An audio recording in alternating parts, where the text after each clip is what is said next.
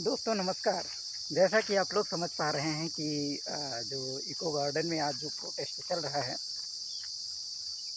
उसके विषय में मैं आप लोगों से कुछ वार्ता करना चाहता हूँ। साथियों, इको गार्डन में जैसा कि आप लोगों ने देखा कि सीजेपी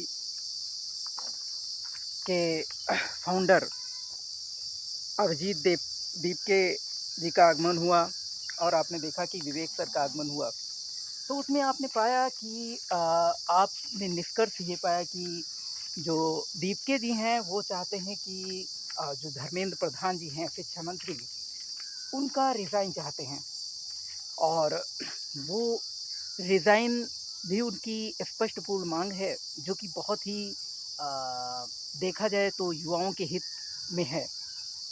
लेकिन जो ही आप देखते हैं कि जब आप विवेक सर के बारे में, जो विवेक सर का प्रोटेस्ट था, वो महीनों से तय था, महीनों पहले उन्होंने तय किया था, क्योंकि वो जिस चीज़ की तैयारी करा रहे हैं, चाहे वो हेड कांस्टेबल हो, चाहे वो यूपीएसआई हो और ये जो उनका जो जीडी कांस्टेबल की भर्ती हो और या फिर एसएससी की भर्ती हो, जो भी भर्तियों में जो भी भर्तियों में घोटाले हो रहे हैं या भर्ती पेपर लीक हो जा रहा है और स्कोर कार्ड जारी नहीं किया जा रहा है परीक्षाओं का, उसके बारे में विवेक दीपके जी कह रहे हैं।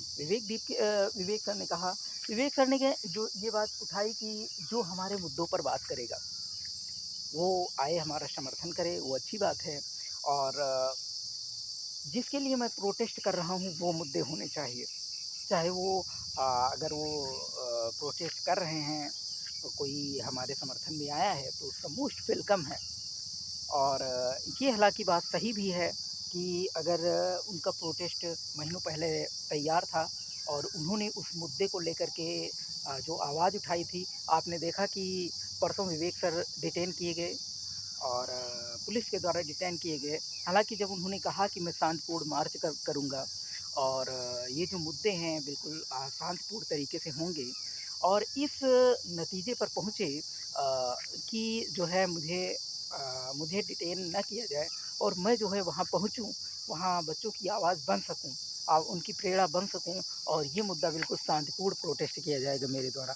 तब हमने देखा कि उनको छोड़ दिया गया और फिर वो आते हैं और इस मुद्दे पर बहुत ही प्रखरता से वहाँ पर अपनी बातें रखते हैं।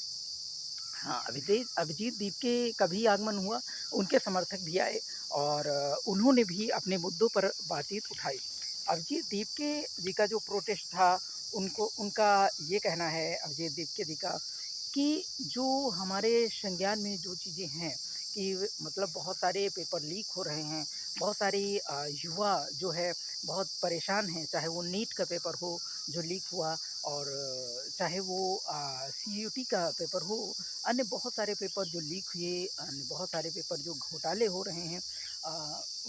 बच्चे जो है लाखों लाख फीस दे करके और तैयारी करते हैं 2-3 साल। इसके बाद उनको देखने को मिलता है कि पेपर लीक हो जाता है। इससे बच्चों के भविष्य के साथ जो खिलवाड़ किया जा रहा है, उस विषय पर उस मुद्दे को उन्होंने उठाया और वो चाहते हैं कि कोई ज़िम्मेदारी ले। इसकी रिस्पॉन्सिबिलिटी अगर एजुकेशन मिनिस्टर नहीं लेगा, शिक्षा मंत्री नहीं लेगा, तो कौन लेगा? और ये ज़िम्मेदारी लेना ही नहीं, उसे एक तरीके से जब नवासी-नवासी पेपर लीक हो जाते हैं, तो ये बात सोचनी पड़ेगी। अगर उस मंत्री को नहीं, वो एजुकेशन मिनिस्टर अगर नहीं सोचेगा, तो कौन सोचेगा?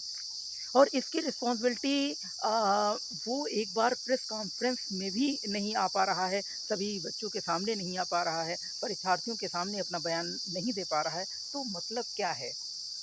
तो इस मुद्दे को उठा कर के उन्होंने रिज़ाइन की माँग की करी और रिज़ाइन होना चाहिए। मैं समझता हूँ कि अगर वो रिज़ाइन करें या फिर इस मुद्दे पर बात करें, जो कि उसके लिए बहुत ही गंभीर मुद्दा है।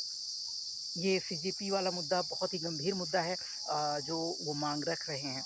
हालाँकि प्रोटेस्ट जायज़ है, उनका प्रोटेस्ट करना जायज़ है, विवेक सर के भी सर का भी जायज़ है। मैंने देखा काफ़ी भीड़-भाड़ और काफ़ी माहौल बहुत ही गंभीर बन चुका था। लेकिन उन्होंने अपने बच्चों से माँग करी कि आप लोग शांतिपूर्वक धरना दें, कोई भी प्रोटेस्ट में हिंसक गतिविधियाँ ना करें। हिंसक गतिविधियाँ मतलब कोई मारपीट या कोई इस तरीके की गतिविधियाँ ना करें। जिससे जिससे जो है ये होगा कि जो प्रोटेस्ट किया जा रहा है वो बहुत ही लाभकारी होगा। हम लोगों के लिए बहुत हितकर साबित होगा। जो युवा वहाँ पहुँच रहे हैं, ये अच्छी बात है, वहाँ युवा जाएँ और बहुत ही तन्मयता के साथ वहाँ पर प्रोटेस्ट देखने को मिला। हमने देखा कि प्रज्ञा जी भी पहुँच गई हैं, जो प्रज्ञा जी अपना ने और बहुत सारे गौरव पांडे जी हैं और बहुत सारे न्यूज़ अपनी बातें रख रहे हैं, वहाँ पर लाइव अपडेट दे रहे हैं। तो ये माहौल वहाँ पर बना हुआ है और ये काफ़ी आप लोगों के लिए काफ़ी लाभपूर्ण होगा कि आप लोग जहाँ भी हैं वहाँ समर्थन करें और इन मुद्दों को अपने जैसे भी हो इन मुद्दों को उठाएँ। किसी न किसी एजुकेशनल माध्यम से या कोई मतलब अगर न्यूज़ मीडिया में है तो उसके थ्रू इस आवाज़ को उठाएँ। जिससे लगे हमारे एजुकेशन मिनिस्टर तक वीडियो जाए और बहुत सारी ये जो जब तक हम लोगों की युवा की आवाज़ जब तक उन लोगों के कानों में गूंजेगी नहीं तब तक वो लोग हाथ पे हाथ धरे बैठे रहेंगे और आप लोगों को इसी तरह बहुत सारे इसी तरह आप लोग इधर-उधर भटकते रहेंगे।